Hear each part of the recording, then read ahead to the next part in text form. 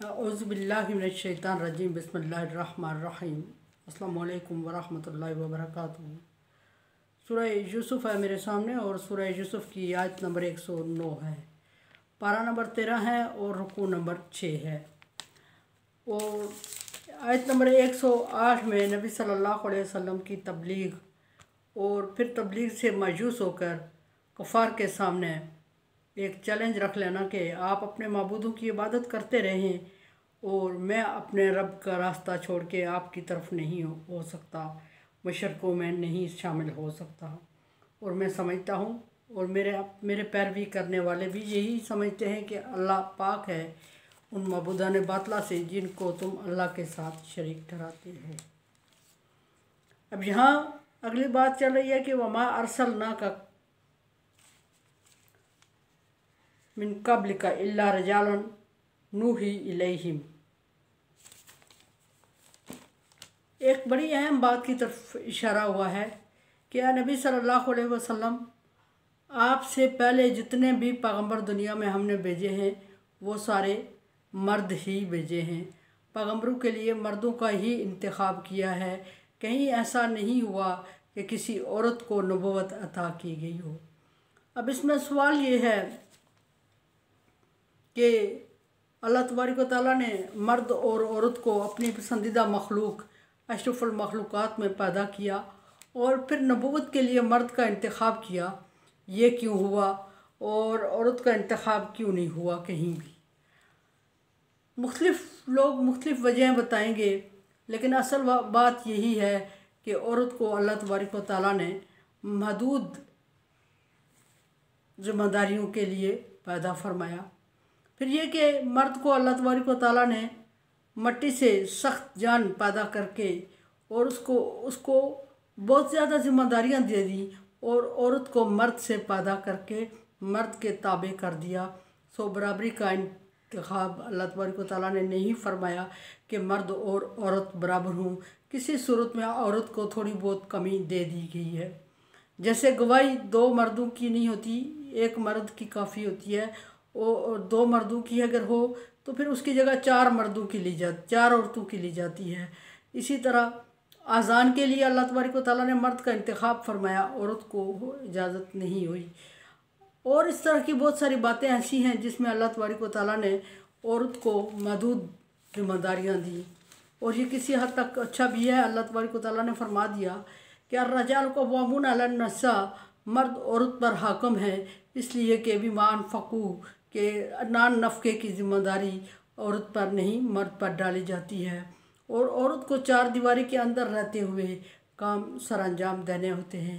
और इसी तरह बहुत सारी चीज़ें ऐसी हैं जिस पर अल्लाह तबारक व तआला ने मर्द को फ़ोक़ियत दी है।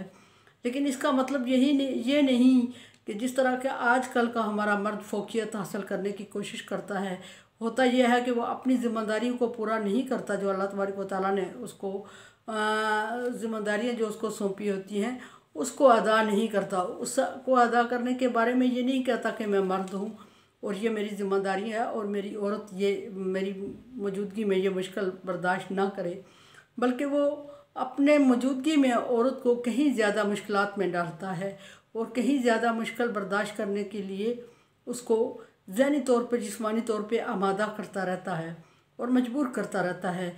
लेकिन जब औरत पे फ़ोक़ियत का बारी आती है तो उस वक्त मर्द कह देता है अर्रजाल क़व्वामून अलन निसा, मर्द औरत पर हाकम है। अगर मर्द औरत पर हाकम है तो फिर मर्द को ये ज़ेब नहीं देता कि वो घर बैठे और या फिर उसकी आमदन इस काबिल हो कि वो अपने घर के अखराजात अफोर्ड कर सके तो वो अपनी औरत को दूसरे मर्दों के साथ जॉब करने के लिए इजाज़त ना दे। और इससे सोसाइटी में बेचैनी ही फैली है। जब से औरत बैग उठा के बाहर निकली है और मर्द घर बैठा है तो उसमें कोई अच्छाई नहीं आई, ज़्यादा बेचैनी ही फैली है। सो अल्लाह ताला के अहकामात के ताबे मर्द और औरत दोनों को ज़िंदगी गुजारनी होती है, सिर्फ औरत को नहीं। बात दूसरी तरफ निकल रही है। अल्लाह तबारक व तआला यहाँ फरमा रहे हैं कि ऐ नबी सल्लल्लाहु अलैहि वसल्लम, इस आपसे पहले हमने जितने पैगम्बरों को भेजा उनमें से मर्दों का ही इंतखाब किया पैगम्बर के लिए, नबूवत के लिए, औरत को कहीं नबूवत अता नहीं फरमाई। तहम बाज़ रवायात में ये भी है कि कुछ औरतों को वही नाज़िल हुई कुछ औरतों पर, जैसे कि हज़रत मरियम अलैहिस्सलाम को अल्लाह तबारक व तआला ने, जब ईसा अलैहिस्सलाम का प्रेगनेंसी हुई तो मरियम अलैहिस्सलाम घबरा गई, तो अल्लाह तबारक व तआला ने मरियम अलैहिस्सलाम को फरमाया कि उसजदी सजदा करो, और हिम्मत और हौसला अफजाई फरमाई, और फिर फरमाया कि तुम औरतों की सरदार हो। इसी तरह बहुत सारी हज़रत मूसा अलैहिस्सलाम की माँ को अल्लाह तबारक व तआला ने वही की कि अपने बेटे को उस वक्त तक दूध पिलाती रहो जब तक कि फ़िरौन के बंदे तेरे दरवाज़े पे नहीं आ जाते, और जब वो दरवाज़े पे आ जाएं तो उसको दरिया में डाल दें। इसी तरह बाज़ दफ़ा बहुत सारी ऐसी औरतें हैं जिनको अल्लाह तबारक व तआला ने वही फरमाई, लेकिन उनको अहकामात नहीं दिए, मामलात के बारे में वही नहीं फरमाई, पर्सनली उनकी ज़ात के लिए कोई अल्फाज फरमा दिया अल्लाह तबारक व तआला ने, और उससे मतलब वही तो कहा जा सकता है, लेकिन नबूवत के मनसब के लिए इतनी सी वही काफ़ी नहीं है, बल्कि जिसको अल्लाह तबारक व तआला नबूवत के लिए मुंतखब करता है उसके लिए तमाम एरिए की ज़िम्मेदारियाँ और माशरती ज़िम्मेदारियाँ उसके सर पे डाल के, और उसको उन माशरती ज़िम्मेदारियों को हल करने और अल्लाह तबारक व तआला के अहकामात के ताबे करने और लोगों को मनवाने की ज़िम्मेदारी डालता है। और बिलाशुबा ये इतना कड़ा वक्त है, इतना मुश्किल काम है कि एक औरत के बस की बात नहीं है। औरत को सिनफ़ नाज़क कहते हुए ये ज़िम्मेदारी अल्लाह तबारक व तआला अगर डाल भी देता तो हो सकता है कि मतलब औरत उसको ना निभा पाती, इसलिए कि अल्लाह तबारक व तआला ने जो अहमियत मर्द को अता फरमाई फ़िज़िकली भी, तो औरत के लिए नामुमकिन था मर्दों को फेस करना और राह रास्त पे लाना। फिर अल्लाह तबारक व तआला ने बिल्कुल इसी तरह जैसे कि अल्लाह तबारक व तआला ने ये माशरे की इस्लाह के लिए मर्द ही को क्यों पैगंबर बना के भेजा, फ़रिश्ता भी तो भेज सकता था।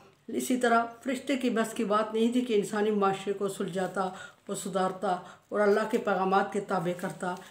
इस तरह अल्लाह तबारक व तआला ने मर्दों का ही इंतखाब किया। फरमाया कि और जब भी हमने मर्दों को ही मुंतखब किया नबूवत के लिए, फिर ये भी फरमाया कि मर्दों को मुंतखब किया तो उनका तरीका भी यही रखा कि नूही इलैहिम, हमेशा हम उनकी तरफ वही करते रहे और वही के ताबे ख़ुद ज़िंदगी गुजारने की तलकीन करते रहे, और उस वही के ताबे बाकी को ज़िंदगी बसर करने के अहकामात के ताबे उनको हुक्म देते रहे वो पैगंबर, और वो करते रहे ऐसे। अहल कुरा, और ये भी अहल कुरा का मतलब ये है कि बस्ती वाले, बस्ती से यहाँ मुराद देहातों वाले नहीं हैं, देहाती लोग नहीं हैं, दूर दराज जंगली लोग नहीं हैं। अब तो हर जंगली लोग नहीं रहे, उस ज़माने में जंगलों में लोग आबाद हुआ करते थे और उन पर वही नाज़ल नहीं फरमाई अल्लाह तबारक व तआला ने, इससे मुराद शहरी लोगों पर।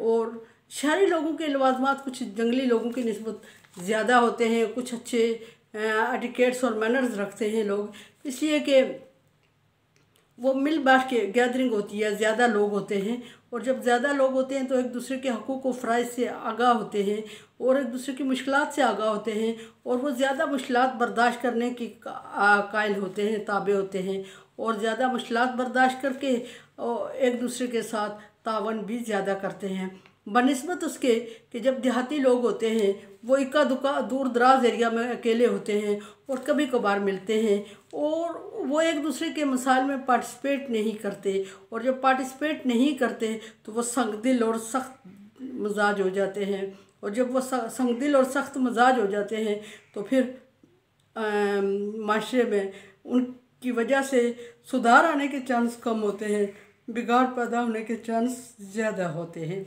इसलिए अल्लाह तबारक व तआला ने फरमाया कि ये इब्ने कसीर में स्टडी किया था, और फिर फरमाया कि अहल कुरा, और हमेशा मैंने शहर वालों पर वही नाज़ल की, शहर से यानी सुलझे हुए लोगों पर। शहर से मुराद ये भी नहीं कि जिस तरह के आज के हमारे शहर हैं रश वाले, गैदरिंग वाले, कहीं जगह पे अल्लाह तबारक व तआला ने ये भी फरमाया कि खूबसूरत तरीन जगह जो है वो मस्जिद है ज़मीन में।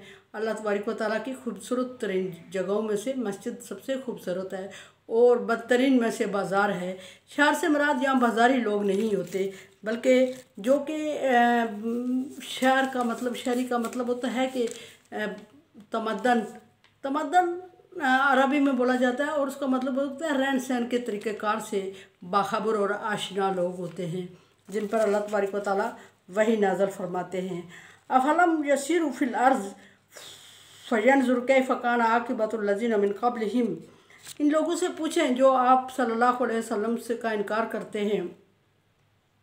इनसे पूछें कि इनसे पहले नबियों को भेजा और उन नबियों की उम्मतें भी थीं, और क्या ये ज़मीन में चले फिरे नहीं हैं। इसका मतलब है सैर और सियाहत अल्लाह तबारक व तआला के लिए पसंद। अल्लाह तबारक व तआला ने इंसान के लिए पसंद फरमाया कि वो सैर और सियाहत में अपना टाइम गुजारे, ताकि बहुत सारी कुछ चीज़ सीख सके और प्रैक्टिकल हो।